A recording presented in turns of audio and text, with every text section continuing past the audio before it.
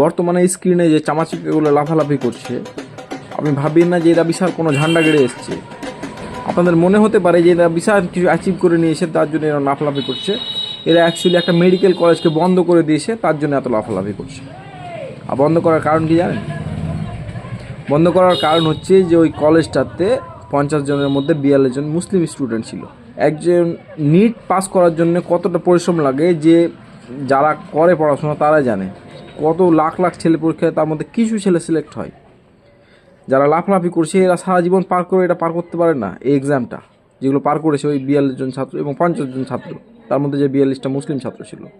আর মুসলিমদের মধ্যে এত ঘৃণা মুসলিমদের ওপর এদের, পুরো কলেজটাকে বন্ধ করে দিল।